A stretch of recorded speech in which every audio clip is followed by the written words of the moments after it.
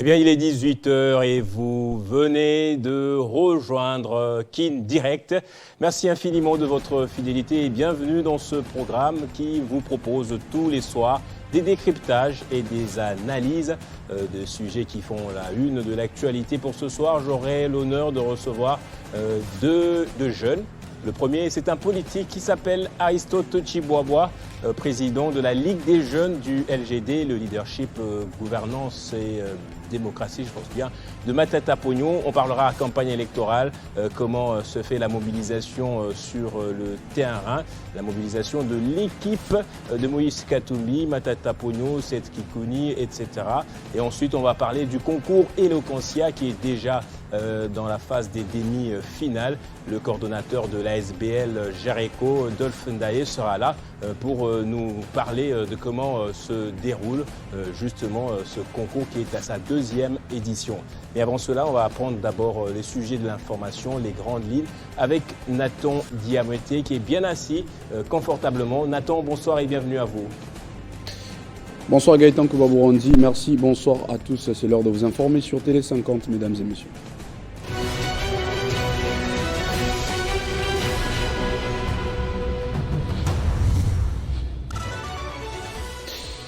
À la une de l'actualité ce soir, 5e jour des campagnes du candidat numéro 3 Moïse Katumbi au Sud Kivu dans la cité des Kamituga. Accompagné de ses trois alliés, le président d'Ensemble pour la République promet de restaurer l'autorité de l'État dans cette partie du territoire national. 23e sommet ordinaire de la communauté d'Afrique de l'Est EAC. Pas de calendrier de retrait des troupes de l'EAC en République démocratique du Congo. Les chefs d'État recommandent des consultations entre les chefs des armées de l'EAC et de la SADC. Soumettre les recommandations au ministre de la Défense avant le prochain sommet. Et puis enfin, guerre Israël-Hamas. L'accord sur la libération d'otages enlevés par le Hamas est devenu concret ce vendredi. Dans l'après-midi, 13 femmes et enfants israéliens ont été libérés et récupérés dans le sud de la bande de Gaza par les comités internationaux de la Croix-Rouge au terminal de Rafah. Par ailleurs, un rassemblement pour réclamer la libération des otages s'est tenu aujourd'hui à Paris. Tous ces titres seront développés dans la grande édition des 19h. Entre-temps, Kinshasa Direct se poursuit avec Gaëtan Koubabourandi et ses invités. Retrouvez toute l'actualité en continu sur www.tele50.cd.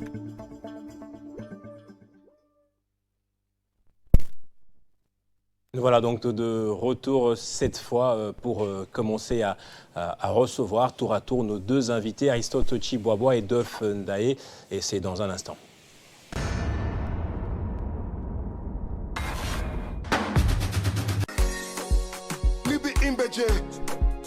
Nibisemeje, nifurahije, nibibambeje, nitenkunyeje, nibimwangeje. Neti, ajaya leta bafuta kate, barriere na bise le kebele, ezopesa kanda mesho ezate, musala makasi membongo ezate.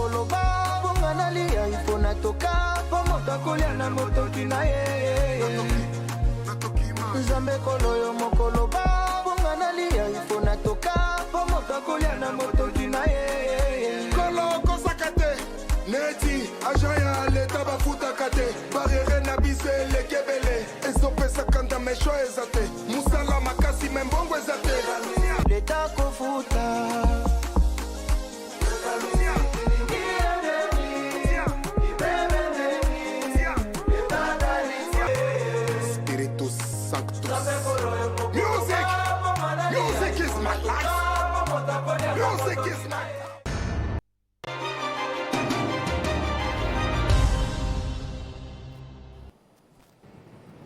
Si vous venez de nous rejoindre, bienvenue à vous. Et Kinshasa Direct débute par ici. Mon tout premier invité s'appelle Aristote Tshibwabwa. Il est avocat, mais également président de la Ligue des jeunes du parti de Matata Ponyo, le LGD. Aristote Tshibwabwa, bonsoir et merci d'être là. Merci beaucoup, Monsieur Gaëtan, pour la parole, n'est-ce pas, nous accorder, pour l'invitation que vous nous donnez, pour que nous essayons quand même ce soir d'échanger autour de la réalité et de l'actualité politique de notre pays, et principalement en ce qui concerne le ticket gagnant de l'opposition pour les élections de décembre 2023. Merci beaucoup. Merci en tout cas. On sait comprendre qu'il s'agit là d'un avocat. Lorsque vous me dites merci pour la parole, c'est une répartie ou une réplique que j'entends souvent lorsque je discute avec les juristes. Alors, Aristote Tshibwabwa, qu'est-ce que fait le président de la Ligue des jeunes d'un si grand parti politique à Kinshasa, alors que son président est en tournée? Il a fait beaucoup d'étapes jusque-là. Aujourd'hui, ou cet après-midi, Moïse Katumbi, Matata Ponyo étaient à l'étape de Kamituga, où ils ont eu droit à un bain de foule. Merci beaucoup. Vous savez, nous ne devons pas être dans une spirale de suivisme, n'est-ce pas, et des va-t-en-guerre à tout moment. À partir du moment où le Congo est grand, il faudrait qu'on arrive à se déployer on ne peut partout. Et donc, le Congo, ce n'est pas seulement Sud Kivu, Kamituga, là où Ouamoubible Moïse Katumbi est en train de faire le plein, aux côtés notamment du président national du LGD, Matata Ponyo Mapon. Nous devons nous déployer on ne peut partout.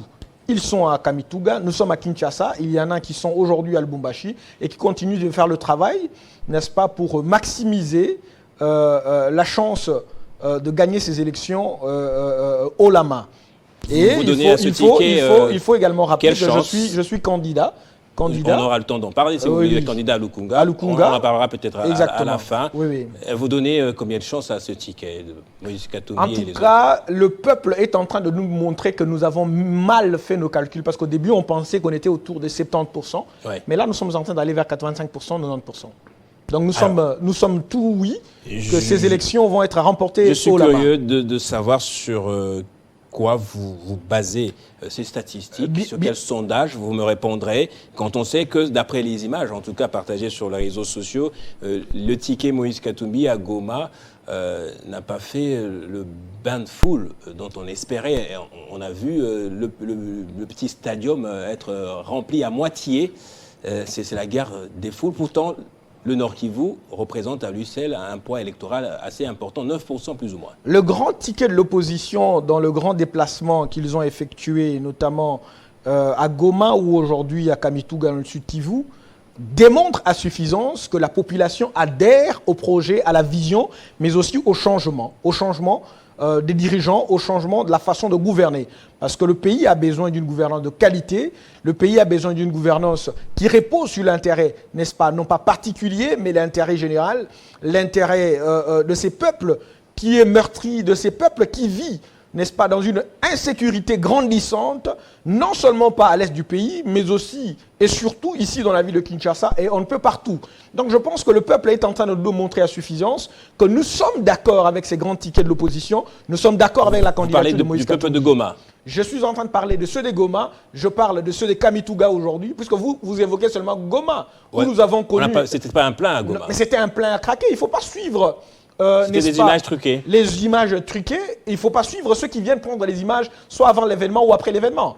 Vous ne pouvez pas trouver la foule lorsque, comment on appelle ça, Moïse Katumbi et les tickets de l'opposition, notamment le président Matata Ponyo et les autres, viennent déjà de finir à faire leur meeting ou viennent déjà de finir à faire c'est pourquoi ils étaient venus, c'est-à-dire échanger avec la population, être en contact avec le besoin de la population et puis de réfléchir autour des réponses directes et des réponses positives aux besoins de ces peuples. Alors, l'opinion nationale essaie de comprendre ce mariage qui s'est fait entre Moïse Katumbi et Matata Ponyo. Matata Ponyo qui est le chantre de l'orthodoxie, de la bonne gouvernance, et Moïse Katumbi qui a été accusé de beaucoup de choses, notamment de gabegie lors de sa gestion pendant qu'il gérait le Grand Katanga.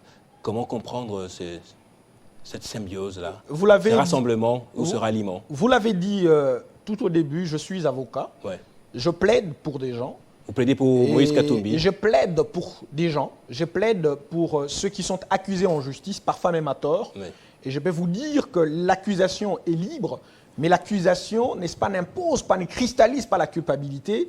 L'accusation ne cristallise même pas, n'est-ce pas, l'objet de l'accusation. Et donc toute personne accusée est présumée innocente jusqu'à ce que sa culpabilité ait été établie.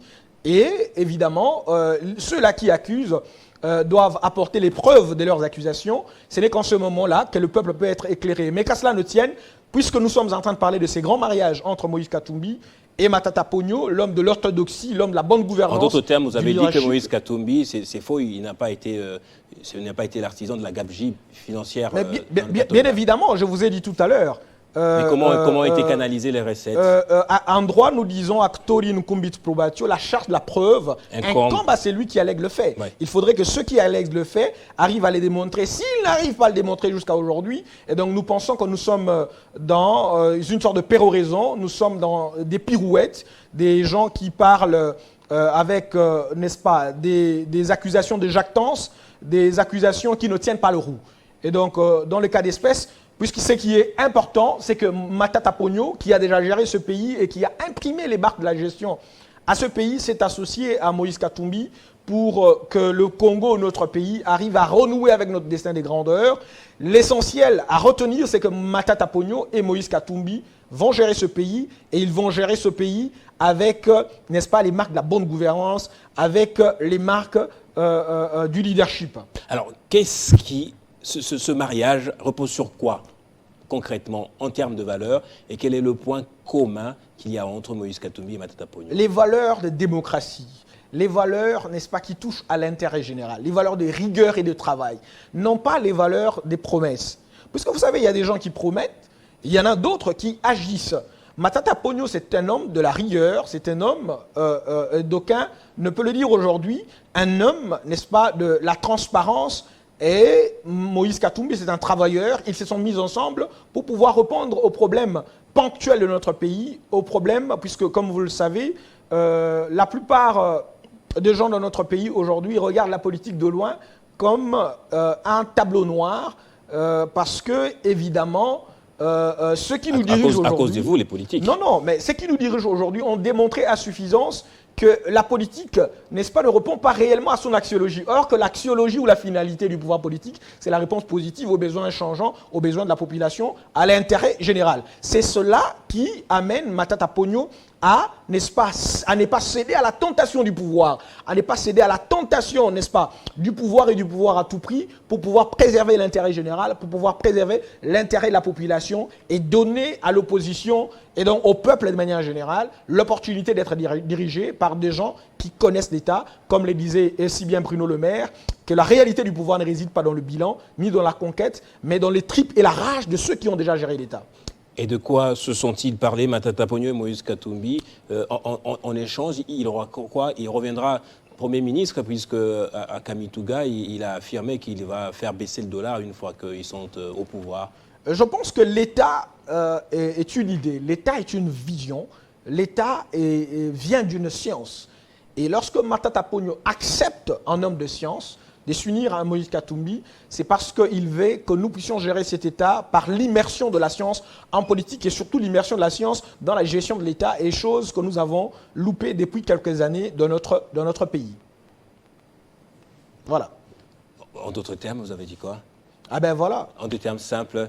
Les termes simples que je peux vous donner, c'est que Matata Ponyo aura quoi? Deviendra qui? Si Matata Moïse Ponyo, Katumbi est élu aujourd'hui si président de la Matata République. Ponyo, qui a aligné les députés, les candidats députés nationaux, provinciaux, même au niveau municipal, à tous les niveaux, si Matata Ponyo, qui est lui-même candidat président de la République, accepte, n'est-ce pas, de ne pas concourir alors qu'il avait toutes les chances de remporter les élections, mais cède la place à Moïse Katumbi, je ne pense pas que la place soit la place du Premier ministre, ce qui l'intéresserait plus. Je pense que ce qui l'intéresse, ce n'est pas le pouvoir, c'est ce que j'ai essayé de vous dire, mais ce qui l'intéresse, c'est que l'État soit géré avec une immersion de la science en politique et donc une impression de ceux qui ont géré l'État et qui peuvent gérer loin de tout tâtonnement possible. Avec tout l'argent dépensé, dilapidé même, des programmes sortis, des médias que vous payez gracieusement aujourd'hui pour couvrir ces événements, Matata Ponyo est prêt à rester chez lui pendant 5 années et n'est pas occupé des fonctions? Un homme d'État est une bibliothèque. Un homme d'État aide toujours l'État. Voilà pourquoi nous demandons aux autres de questionner. Ce n'est pas la bibliothèque que tout le monde voudra avoir dans sa maison. De questionner, mais vous savez que tout le monde n'a pas la capacité de lire tout livre. Et donc, il faut avoir la capacité de lire un livre pour le lire. Vous comprenez? Donc Matata Ponyo, c'est un livre. Matata Ponyo, c'est une personne qui a géré l'État et qui a une expérience qu'il devrait mettre, n'est-ce pas, à la disposition de notre pays pour que le pays arrive à décoller, comme je le disais tout à l'heure, à renouer avec notre destin des grandeurs. Alors, jusqu'à ce jour, il faut le dire, l'ancien Premier ministre, c'était le premier ou le premier des candidats présidents à avoir rallié Moïse Katumbi. On a vu, on pensait que ce serait un déferlement de ralliement. On s'attendait à voir des poids lourds comme Délice Sanga, Denis Mukwege, Martin Fayoulou venir après ce rassemblement. Mais rien n'est fait. De la même manière que Pourquoi il y a cette lenteur et pourquoi n'avoir pas soutenu la démarche menée par l'autre équipe qui n'a pas encore de nom, qui ne dit pas son nom, en tout cas de Denis Mukwege, de Martin Fayoulou, qui ont accusé notamment le président de la CENI, le ministre de l'Intérieur, d'abstention coupable? Matata Ponyo a été appelé par un des prêtres de notre pays, le premier de premier. Matata Ponyo, aujourd'hui, joue le rôle de boussole aux côtés de Moïse Katumbi, parce qu'il montre un chemin. Le chemin que les autres devraient suivre en principe pour sauver notre pays de ces carcans et de ces gouffres profonds, de ces abîmes et ces abyssales dans lesquels il est aujourd'hui. Et je pense que les autres membres de l'opposition ont tout intérêt à suivre, n'est-ce pas, le pas donné et le son de cloche donné par Matata Ponyo. De la manière que je peux vous poser la question de savoir pourquoi vous, M. Gaëtan, vous n'avez pas, n'est-ce pas, rallié la candidature de Moïse Katumbi. Et donc je pense que vous avez un journaliste jouit des droits civils et politiques, vous n'allez pas me dire que je n'afficherai pas à la télévision pendant une émission politique. Par contre que non, mais il y en a des journalistes qui affichent là, à moins que vous puissiez insulter ou accuser vos collègues journalistes que cette façon de soutenir ouvertement un candidat serait de violer le code de bonne conduite dans ma de votre métier. Journaliste, je ne suis pas à même de le dire. Ben ça voilà. serait violer ou gêner les textes déontologiques. Alors, vos collègues ont retenu qu'à partir du moment où ils soutiennent des candidats, ils sont en train de violer les codes déontologiques. Mais qu'à cela ne tienne, moi je pense que toute personne libre jouit de ses droits civils et politiques et peut ester en justice et peut soutenir qui il veut, mais pourvu que l'intérêt général soit préservé, pourvu qu'il puisse exercer de ses droits et libertés fondamentaux. Et c'est la seule chose que je demanderai également à d'autres candidats, d'exercer de leur liberté de choix pour pouvoir soutenir notamment la candidature de Moïse Katumbi. Voilà. Alors, d'aucuns penseraient que Félix Tshisekedi ferait un fiasco à Kindu, qui est le fief même, je dirais le bastion de Matata Ponyo. Tshisekedi a été accueilli très chaleureusement, on a beaucoup aimé son passage. Comment interprétez-vous cela ? D'heureuse mémoire, mon grand-père Étienne Tshisekedi, là où il est, serait certainement en regret aujourd'hui, parce qu'à son époque, n'est-ce pas, les activités, les manifestations politiques, les meetings ne se faisaient pas moyennant un paiement à ceux-là qui doivent venir l'entendre. Les gens qui viennent suivre, notamment le président de la République... C'était pas eu une mobilisation spontanée. Le président de la République viennent en prestation de service. Ils ont été payés et ils doivent répondre, n'est-ce pas, de leur paiement. Ils ont pris 5 000 francs, ils ont pris 10 000 francs.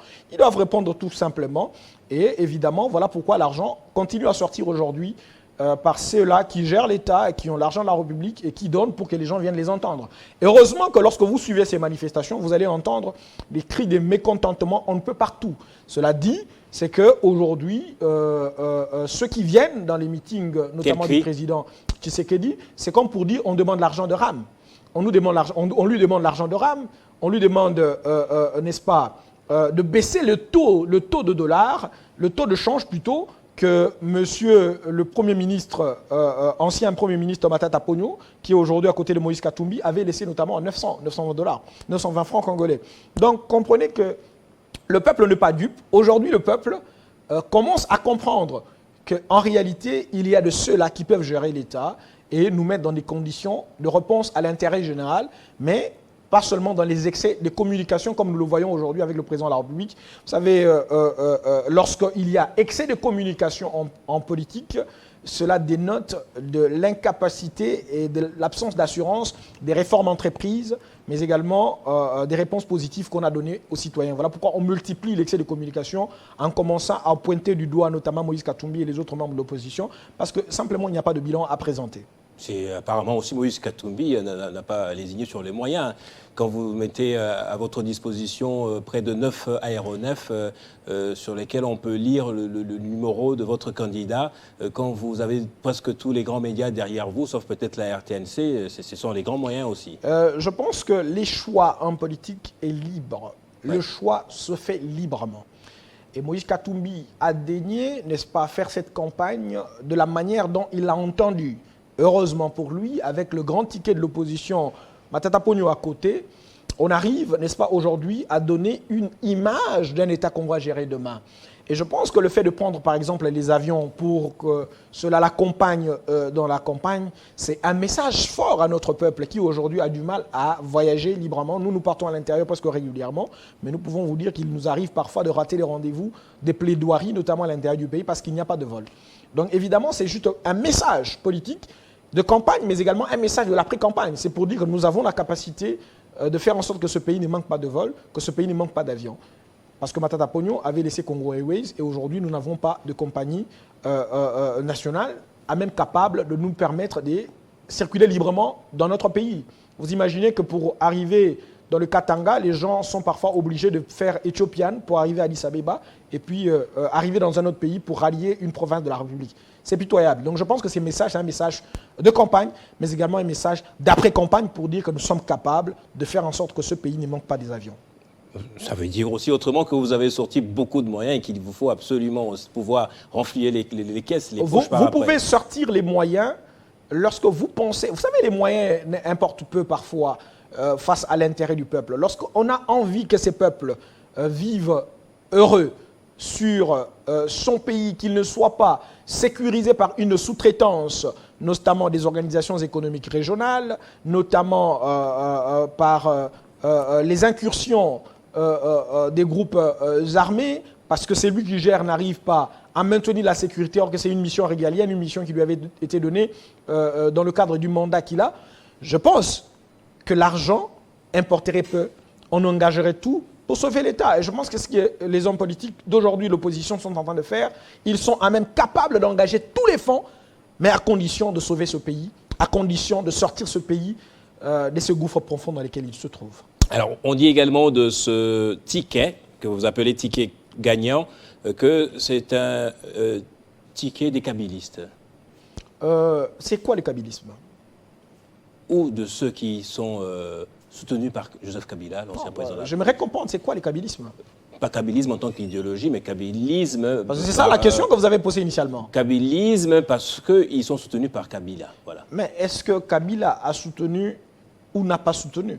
C'est ça la question qu'on devait se poser. Est-ce qu'il a soutenu? Quel est l'acte de soutien que monsieur sénateur Avi Joseph Kabila a eu à poser qui prouve à suffisance qu'il soutient ou qu'il ne soutient pas le ticket gagnant?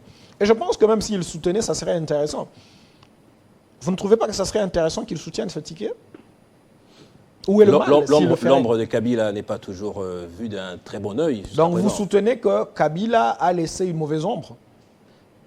C'est pas moi, c'est moi qui pose des questions. Ben, voilà, donc, je n'aurais pas tort de le dire. Il y a toujours parce que c'est ce qui s'est dit aussi. Il y a toujours des sous-entendus, vous savez. Ouais. Je pense que si M. Kabila estime qu'il serait intéressant de soutenir le ticket gagnant Moïse Katumbi, Matata Ponyo et les autres membres de l'opposition, dans le cadre d'une candidature commune, je ne vois pas de mal à cela. Donc, je ne vois pas de mal à cela. C'est un Congolais comme tous les autres, et d'ailleurs un Congolais qui connaît les réalités. Ça pourrait être vrai que Moïse Katumbi a eu des pourparlers, des discussions avec Kabila, Kachamata, et Moïse Katumbi, vous avez fait ce ticket. Moïse Katumbi est en candidature commune avec Matata Ponyo, avec les autres membres de l'opposition, notamment Franck Diongo. Donc je pense que dans ce cadre-là, Moïse Katumbi a échangé longuement avec Matata Ponyo. Il a le droit d'échanger longuement avec tout le Congolais de tous les bords dans lesquels ils se trouveront. Alors, qu'est-ce que vous avez fait de votre projet? Vous l'avez présenté 5 mois avant le début de la présidentielle, un projet que vous avez chiffré à hauteur de 90 milliards de dollars, si je me trompe, vous me corrigerez. Le projet de Moïse Katumbi, je n'ai pas les chiffres en tête, à combien il est chiffré, 141. Qu'est-ce que vous avez fait de votre projet, qui pour moi pourrait être les plus réalistes au regard des résultats obtenus par Matata Ponyo alors qu'il était Premier ministre? Nous avons estimé... Avez-vous estimé que celui de Moïse Katumbi est le plus réaliste? Nous avons estimé qu'il ne faudrait pas rechercher son intérêt personnel. Il faudrait, pour des besoins de la cause, sinon pour la cause du besoin, se rallier et poser une candidature commune. Et dans l'idée des travaux de Pretoria, nous étions obligés de faire franc jeu, d'accepter les règles de jeu qui ont été posées, notamment à Pretoria, et de choisir une candidature commune. Et je pense que Moïse Katumbi était celui qui prenait le devant dans le cadre des travaux de Pretoria. Donc, la candidature de Moïse Katumbi a été soutenue à partir des travaux qui ont été effectués par les membres de l'opposition réunis à Pretoria. Donc, c'est le projet le plus réaliste. 140 milliards de dollars est mobilisable. Et rien n'est impossible dans ces grands Congo, qui a tellement de richesses. Plus de 100 milliards de dollars à 140, c'est 100 60 millions milliards d'hectares de d'écart, terres arables, ouais. 2 345 440 km², autant de minerais, autant de richesses. Et je pense que autant de richesses même halieutiques, nous sommes à même capables de mobiliser le fonds que nous pouvons avec un peu de rigueur et de discipline. Alors, on a entendu Moïse Katumbi également parler avec beaucoup de caricatures des Sukhoi achetés par le pouvoir en place, par Félix Tshisekedi. Il a dit que lui, il peut trouver des avions de chasse des plus performants.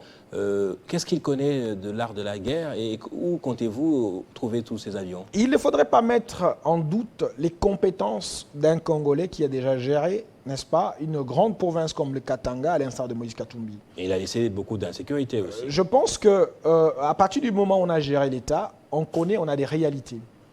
Le président Félix Tshisekedi n'avait pas encore, dès lors, géré l'État jusqu'ici. Et lorsqu'il arrive au pouvoir, en termes d'expérience, je pense que Moïse Katumbi, Matata Ponyo avaient déjà plus d'expérience. Et aujourd'hui, ils sont même capables de regarder avec les lentilles claires et nettes comment l'on peut finir la guerre à l'est du pays. Et s'ils estiment que la guerre à l'est de notre pays ne peut être mise fin que, n'est-ce pas, par d'autres moyens que les moyens utilisés actuellement, il faut leur faire confiance. Et c'est ce que nous demandons au peuple. Parce que nous avons essayé avec le président Tshisekedi et les choses n'ont pas tenu aux objectifs fixés. Maintenant, il est temps que le peuple congolais arrive à changer sa façon de voir les choses pour que nous parvenions, n'est-ce pas, à avoir un dirigeant et les dirigeants qui sont même capables de proposer des recettes présentées comme l'élixir, n'est-ce pas, du développement et de la paix et de la stabilité au niveau de notre pays, qui est comme un pays charnière au cœur de l'Afrique. On va parler de vous d'abord en tant que président de la Ligue des jeunes du LGD, avant de parler de vous en tant que candidat à ces élections. Comment se porte la Ligue des jeunes du LGD et quels sont le problème de la jeunesse que vous allez solutionner? Merci beaucoup. Je pense que parler de la Ligue de jeunes du LGD, c'est parler de la jeunesse du LGD, qui est une jeunesse très dynamique.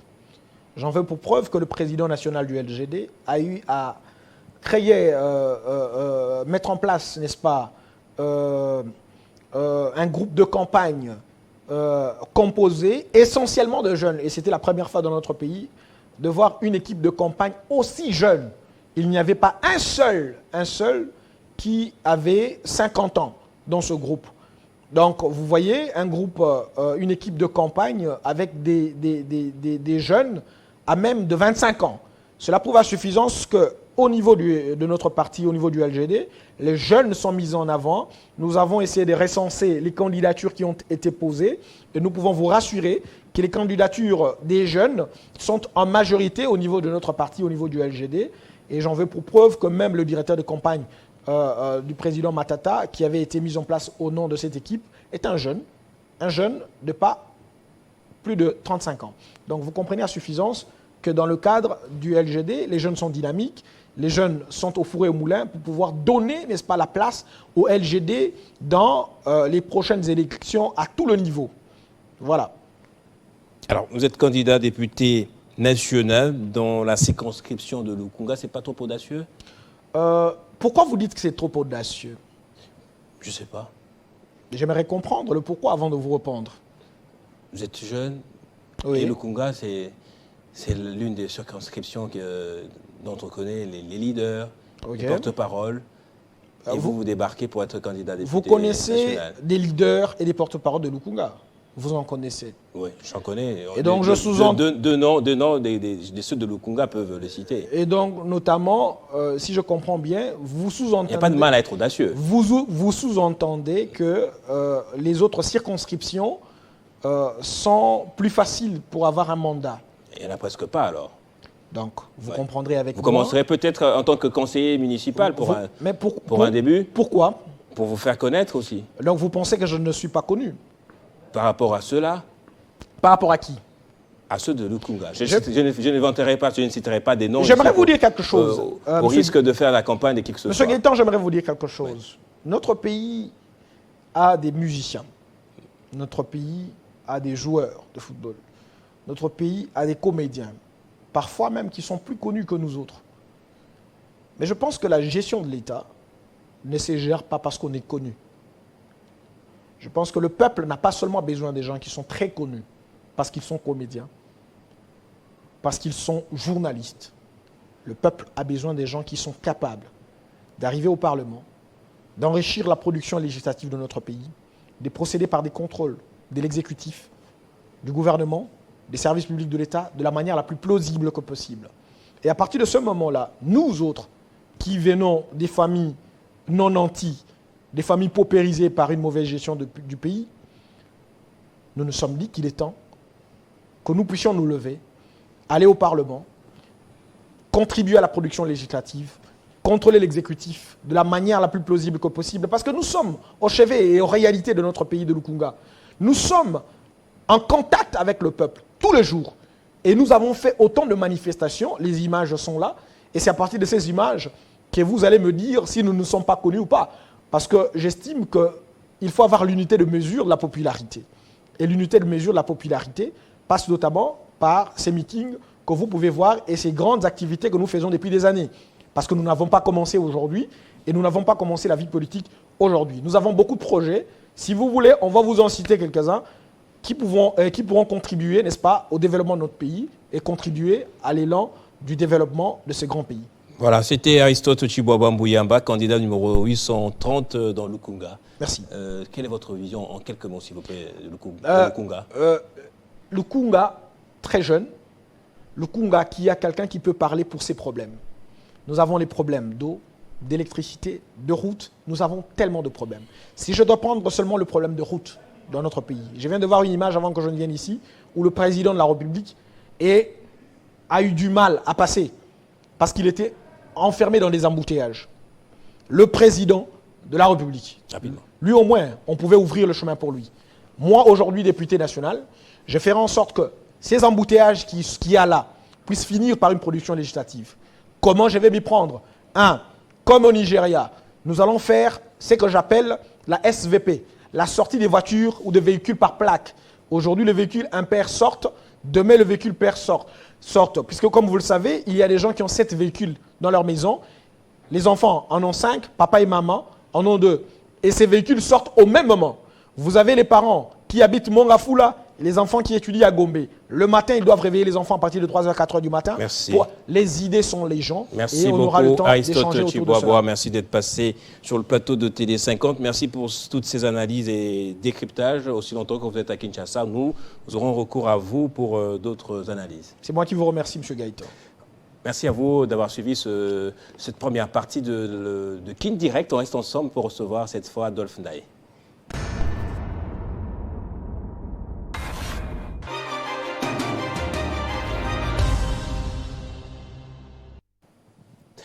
On va parler à présent du concours Eloquentia, le concours d'éloquence qui est à sa 2e édition. En ce moment, ce sont les demi-finales. Plusieurs candidats s'étaient présentés pour les auditions.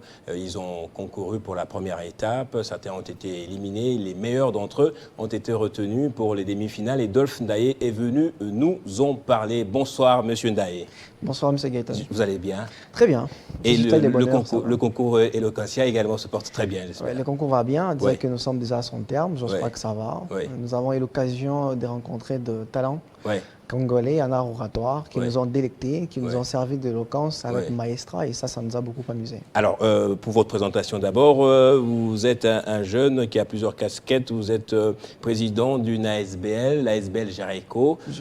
Vous êtes par moments aussi politique, mais ça ne concerne pas pour ce soir. Ouais. Le concours Eloquentia, vous l'avez présenté ici avant le début, en tout cas. Vous êtes venu faire l'annonce du début du concours. Et aujourd'hui, je suis heureux d'apprendre que ce sont déjà les demi-finales. Alors, dites-nous un peu comment s'est passé le début jusqu'à ce jour. À cette 2e édition, nous avons eu la chance, Oui. comme je le disais, de recevoir de jeunes Congolais. Combien de jeunes sont venus se présenter pour au début, les auditions? Oui. au début, on avait 350 jeunes Oui. qui sont présentés à ce concours, qui ont envoyé, parce qu'il fallait bien sûr envoyer une vidéo dans laquelle il fallait faire un discours sur un Vous avez thème dit choix. 300? 350 vidéos. Donc C'est 350 jeunes. le nombre a augmenté par rapport à la précédente édition. Double, c'est les doubles C'est le double. du nombre de la première édition. Ça veut dire que le concours de plus en plus est apprécié, prend du succès auprès de l'opinion Ah bien sûr, parce que nationale. bien sûr, nous y allons déjà par rapport aux résultats. Oui. Le gagnant ou encore les lauréats de la première édition sont aujourd'hui de grands orateurs. Ouais. Certains sont dans des partis politiques, certains sont des journalistes à succès, certains sont de maîtres des cérémonies. Ça veut dire qu'Eloquentia forme, c'est pour cela que nous sommes là, parce qu'à Eloquentia, nous avons pour objectif principal d'abord d'encadrer, de former les jeunes dans la prise des paroles en public, mais également de célébrer la parole. Parce que nous l'avons compris, que la parole, elle est importante, elle est omniprésente dans plusieurs domaines, et qu'il est important d'initier les jeunes, de les accompagner, de les encadrer dans l'apprentissage de la prise de parole en public. Ok, alors plus de 300 sont venus pour l'audition, et combien avez-vous éliminé? Nous avons éliminé plusieurs, nous avons retenu juste 90. On avait besoin de 90 candidats, 90 talents, 90 jeunes pour commencer ce concours. Et donc c'est avec 90 que nous avons débuté, qui sont passés par l'épreuve de quart de finale. Après les épreuves de quart de finale, nous sommes parvenus à avoir 24 candidats ou 24 talents avec lesquels nous allons passer une très belle soirée des demi-finales. Alors, entre-temps, l'Eloquentia, ce n'est pas seulement des candidats qui viennent prester. Il y en a qui sont initiés à l'art oratoire, à la prise de parole en public, par des coachs. Je ne me ferai pas l'honneur de me présenter comme coach, mais pourquoi le coaching et pourquoi avoir inséré le coaching et qui sont ces coachs-là? Monsieur Gaëtan, vous pouvez les constater aujourd'hui, par exemple, en RDC. Question d'actualité, la politique. Remarquez combien des candidats, commençant par le niveau présidentiel, national, jusqu'au niveau municipal, combien de candidats ont difficulté de prendre parole en public pour présenter leurs propres projets, pour présenter leurs numéros, pour dire leur nom. Ça, c'est une grande difficulté. Nous l'avons compris, nous, Jericho ASBL, puisque nous faisons la promotion de l'intelligence. Nous avons dit qu'il y a une nécessité d'accompagner les jeunes, d'accompagner les Congolais dans la prise des paroles en public, peu importe le domaine.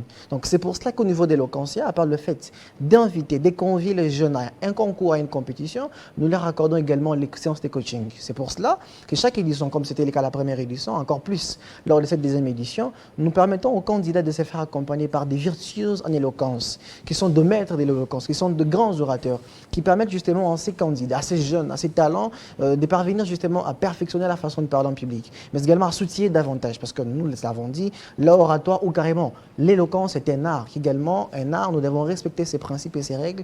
Celui qui veut être un grand orateur doit respecter les règles de l'art. C'est pour cela que nous avons des journalistes comme vous, des grands journalistes, comme M. Gaëtan, qui est un coach. Des journalistes, pas grands journalistes. Bon, je veux dire grands journalistes parce qu'il faut le dire, vous faites partie des grands journalistes aujourd'hui. Nous avons des journalistes, des virtuoses comme vous, M. Gaëtan, qui est le coach responsable de la team de Mumba, parce qu'à Eloquence, je vais en parler plus tard, nous avons plusieurs teams. Nous avons des écrivains, nous avons également des avocats, etc. Donc, ce sont des virtuoses de l'éloquence qui accompagnent ces jeunes dans la prise des paroles en public. Donc, parce que nous l'avons compris, je vous le disais, il ne faudra pas se limiter au niveau du concours. Ouais. Déjà au Congo, à Kinshasa, il y avait plusieurs concours d'éloquence. Mais vous arrivez avec votre niveau, d'ailleurs avec Oui, le stress. c'est pas le premier, D'ailleurs, c'est vrai. avec le stress de la compétition, vous risquez même de vous rendre compte qu'après la compétition, votre niveau a baissé. Parce que les stress, parfois, ça ne participe pas dans l'épanouissement même du talent. C'est pour cela que nous, au niveau de l'Eloquentia... Le stress annihile les capacités. Exactement. Ça bloque. C'est pour cela que nous permettons aux candidats de se faire accompagner par des virtuoses, des coachs en éloquence, qui non seulement leur permettent des soutiens par rapport aux questions de l'éloquence, mais aussi à la maîtrise ou à la gestion du stress. Parce que nous, à l'éloquence, nous disons, un bon orateur, c'est celui qui fait du stress son allié et non son ennemi. Parce que le stress, c'est quelque peu, on dira, inévitable.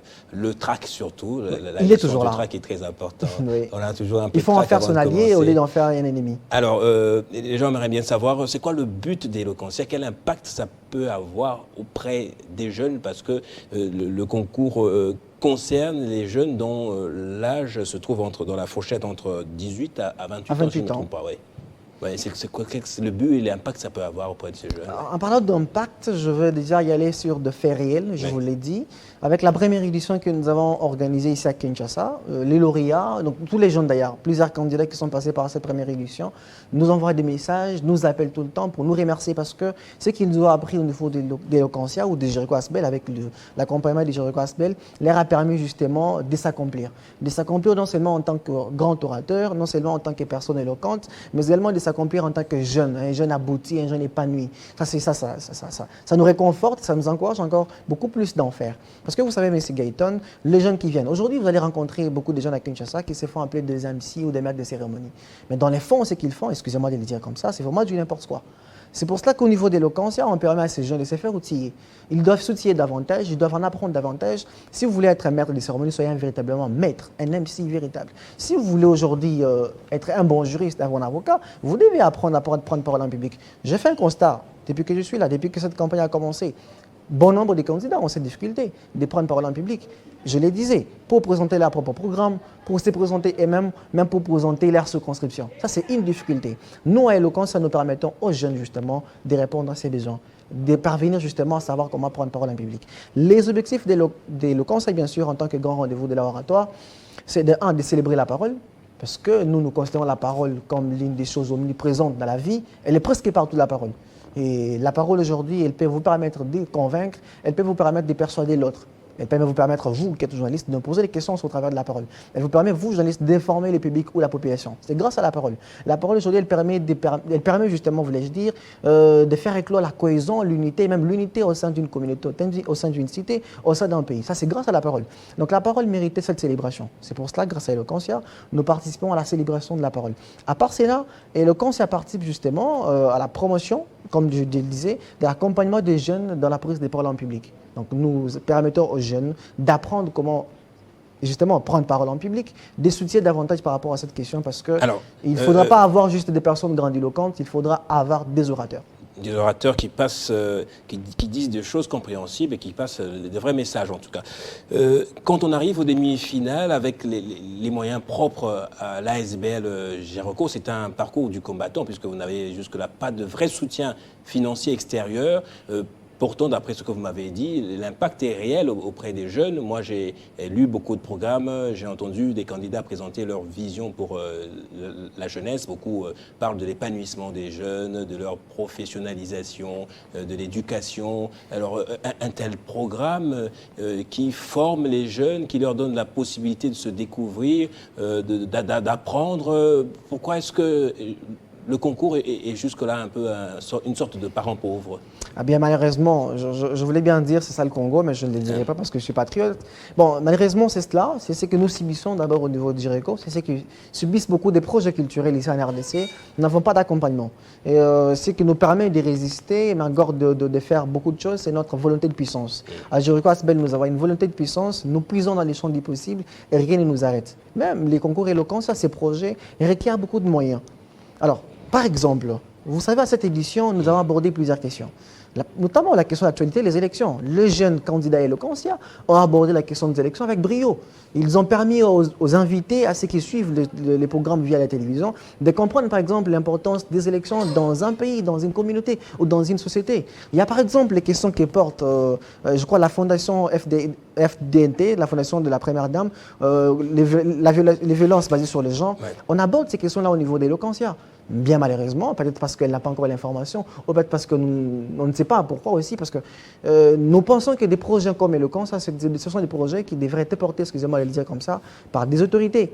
Parce que on aborde la question des élections, on aborde la question de la démocratie, on aborde les questions politiques, on aborde les questions, par exemple, sur la violation basée sur les gens. Ouais. Mais excusez-moi, M. Gayton, ces questions méritent la promotion. Et la promotion, l'une des façons de faire la promotion... Ce sont des questions qui donnent beaucoup de compétences aux jeunes, des compétences politiques qui cultivent aussi les jeunes, oui.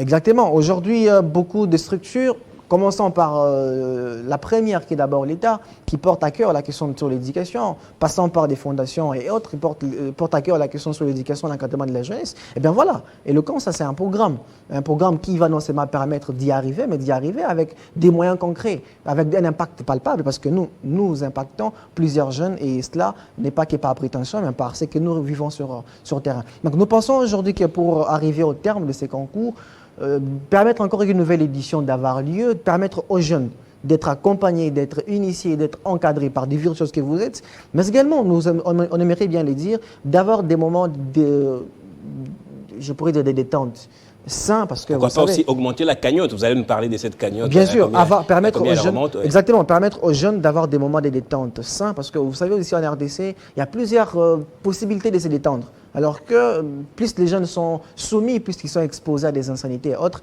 ça ne contribue pas à leur épanouissement. Et Eloquence, ça permet aux jeunes de se délecter, de se divertir, de se détendre de manière saine. C'est pour cela que nous pensons que ces projets méritent l'attention de plusieurs.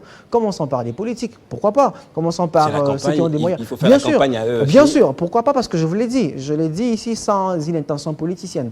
Au sein de l'Eloquence, nous avons abordé les questions démocratiques. Je crois que des questions comme ça pourraient intéresser la CENI. Je pourrais dire, initier la population, promouvoir les questions sur la démocratie, sur les élections. Ça, c'est les questions que porte la CENI. Et ça, je crois qu'au travers de l'Eloquence, la CENI peut arriver justement à porter ces questions à un large public. Les questions sur les violences basées sur les gens, les questions qui sont très bien portées par la Fondation de la Première Dame, c'est que nous encourageons, nous arrivons même à vénérer ce qu'elle fait. Mais nous pensons qu'au travers d'un concours comme le concours Eloquence, c'est une occasion en or pour encore porter plus haut ce genre de lutte, porter plus haut ce genre d'initiatives, qui sont celles, pourquoi pas, de mobiliser des jeunes, de les sensibiliser sur des questions comme celle-là. En finale, par exemple, nous aborderons les questions, par exemple, de la lutte contre la drépanocytose. Ça, c'est un appel que je voudrais lancer. Non seulement la Fondation de la Première Dame, mais toutes les fondations. Nous allons aborder des grandes questions en finale, des questions qui sont liées à la santé, des questions qui sont liées à l'éducation, des questions qui sont également liées à la politique. C'est un message que nous lançons aux politiques, non seulement aux politiques, mais toute personne qui serait intéressée par des initiatives comme celle-ci, pourquoi pas de nous accompagner parce qu'on a besoin de moyens. Jusqu'à la Géréco, je ne voudrais pas ici remettre en cause les partenaires que nous avons, mais qui font du mieux qu'ils peuvent. Mais nous, jusqu'à là, nous faisons les choses seuls avec nos pauvres moyens, ou je pourrais dire nos moyens qui sont très faibles vis-à-vis des ambitions que portent ces projets. On aimerait bien être accompagnés, et c'est un message qu'on lance pour que ceux qui ont des moyens nous accompagnent. Comment fait-on pour suivre le concours?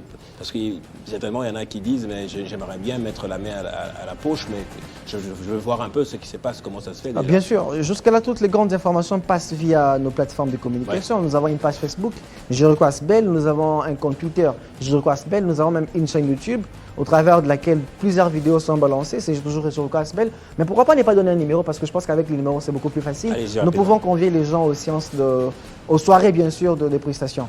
Ils peuvent nous contacter au 082 6406. 082 6406 ou encore 099 7777 23. Donc 5 fois et 23 à la fin. Et quand les candidats viennent comme ça, c'est pas pour faire de la propagande, pour faire de la récupération politique, non? Non, pas du tout, nous l'avons dit. Le concours reste apolitique, rassurez-vous. Mais proche de la politique, en fait. Bien sûr, parce que nous abordons également des questions politiques. Alors, la cagnotte, c'est déjà combien? C'est 2 500 francs congolais pour les premiers, 1 500 000 qui peut être revu à la hausse, si jamais... Si nous avons de l'accompagnement. Vous avez de l'accompagnement, voilà. 1 500 000 pour le deuxième, ainsi que 1 million de francs congolais pour le troisième, ainsi que bien d'autres cadeaux comme des livres, des ordinateurs et bien d'autres choses que nous mettrons à la disposition des candidats. Et des bourses, oui. Et des bourses d'études, bien sûr. Justement. Alors, j'espère que je n'ai pas oublié un des points prévus dans ce débat. Merci, Dolph Daé, d'être passé sur le plateau de Télé 50 une nouvelle fois. Merci beaucoup, M. Gayton, et merci à tous ceux qui nous ont suivis. Merci une fois de plus à Télé 50. Merci à vous également, madame, monsieur. Vous nous avez suivis en RDC, même à l'extérieur du pays. Sur YouTube aussi, en replay. C'était Kin Direct, le tout dernier de la semaine. Merci à mon équipe, l'équipe de réalisation composée de Kadi Mouelo, mais également des Dédé Sonsois. Derrière les caméras, c'était Exaucé Losamo. Je vous dis au revoir. Le journal, c'est à suivre dans quelques minutes. Ne zappez pas avec Jenny Kayembe.